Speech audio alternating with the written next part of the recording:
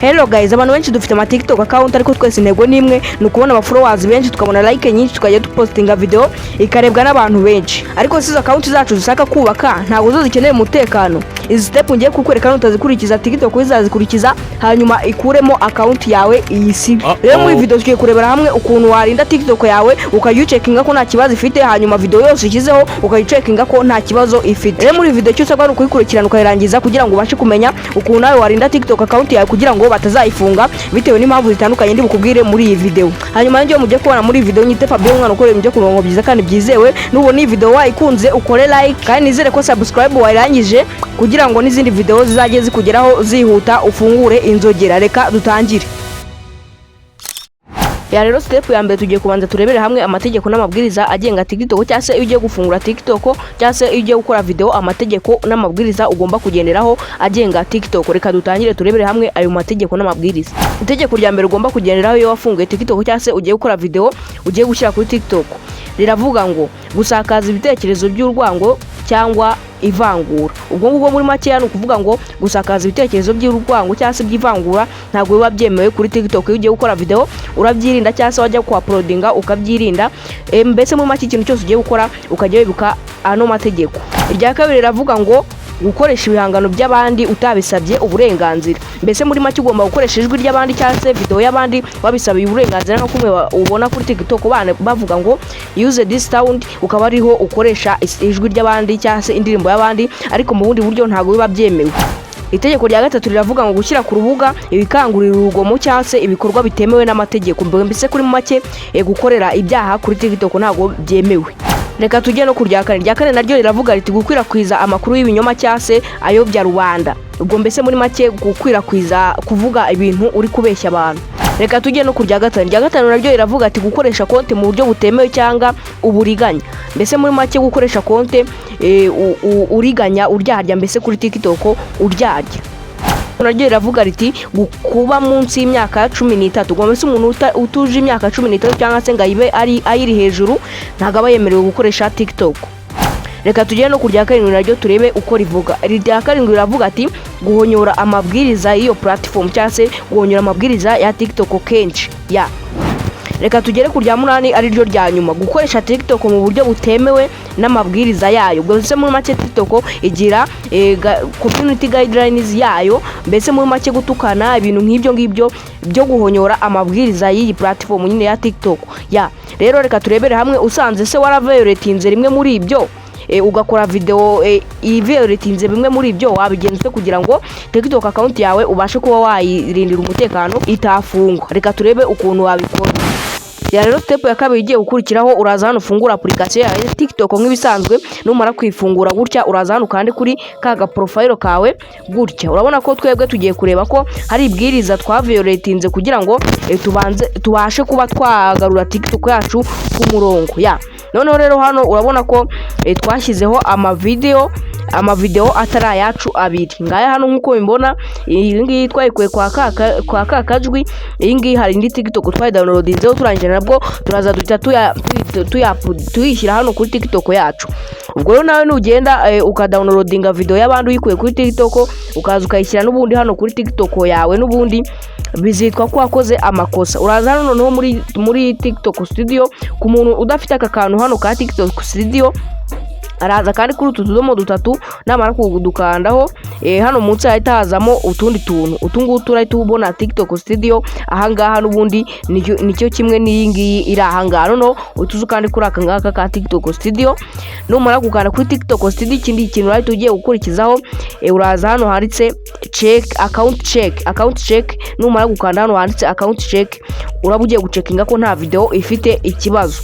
Ya noneho uzu checking hano urabona ko idafite ikibazo bakwandikira agaterebye hano ureba ahangaha ariko za zinde ebyiri urabona ko bahise baziha utuntu tubiri bahita babwira ngo ntago zimeze neza. Ya ni video twashyizeho kugira ngo mberekereho urugero.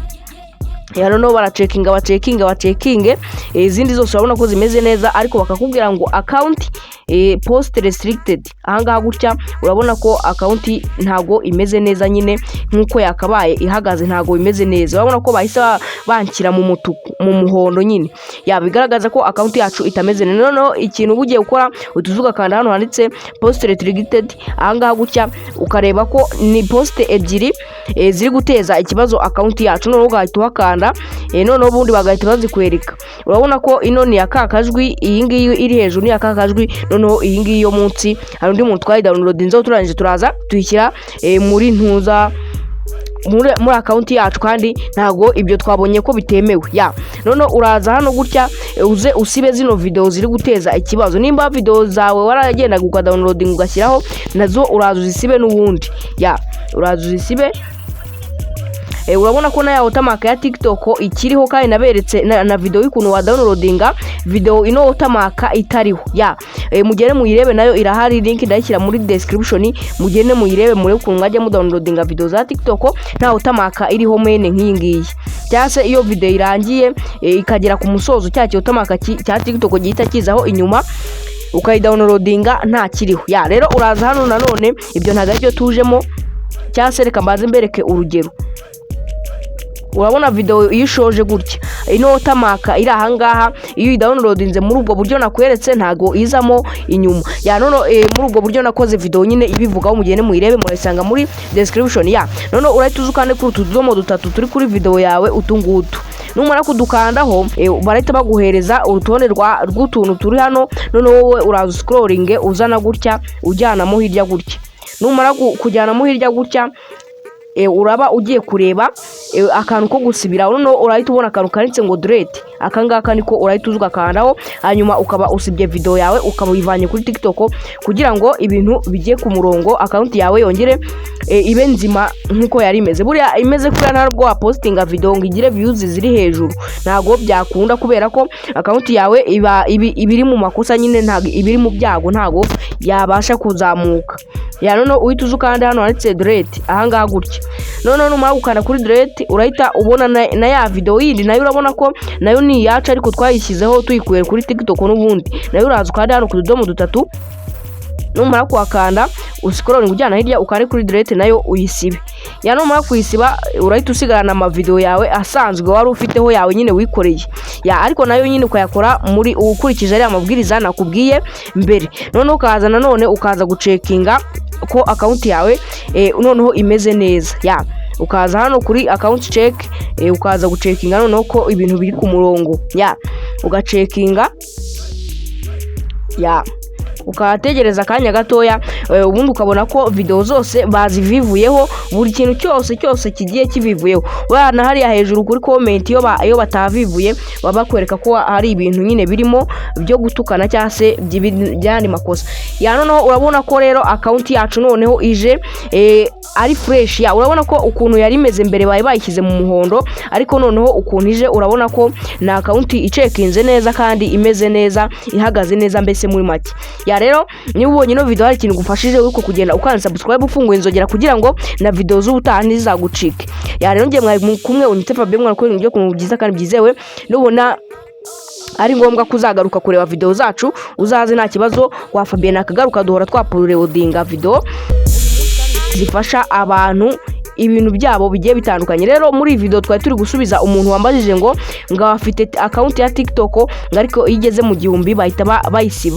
Rero nizere ko wabonye impamvu ugiye gukurikiza ari amabwiriza nakubwiye mbere, hanyuma ugacekinga account yawe wabona imeze gutya, ukaba ari bwo wakomeza kwa uploadinga video, account yawe ikaba iratekanye byizewe. Rero ciao ndabakunda cyane, duhurire mu yindi video.